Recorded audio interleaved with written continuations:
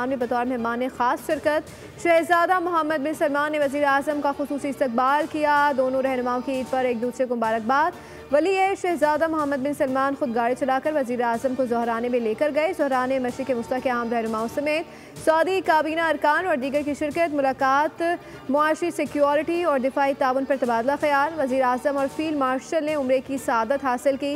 मुअज़्ज़िज़ मेहमानों के लिए खाने काबे का दरवाज़ा खुसूसी तौर पर खोला गया। वज़ीर आज़म फील्ड मार्शल ने नवाफिल भी अदा किए। बुनियानो मरसूस की फ़तह पर अल्लाह का शुक्र अदा किया। वज़ीर आज़म शहबाज शरीफ 2 रोज़ा दौरा मुकम्मल करके वतन वापस रवाना हो गए।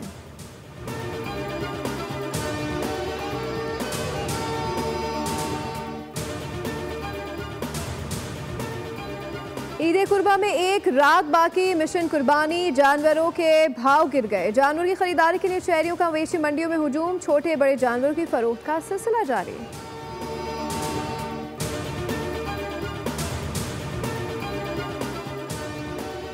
और पाकिस्तान में बहुत मजबूत क़यादत है। हो सकता है कुछ लोगों को मेरी बात पसंद ना आए, मगर मैं हकीकत बयान कर रहा हूँ। अमेरिकी सदर डोनाल्ड ट्रंप की जर्मन चांसलर से व्हाइट हाउस में मुलाकात। एक बार फिर पाक भारत जंगबंदी का क्रेडिट लिया। कहा 2 एटमी ताकतों में जंगबंदी कराने पर फख्र है।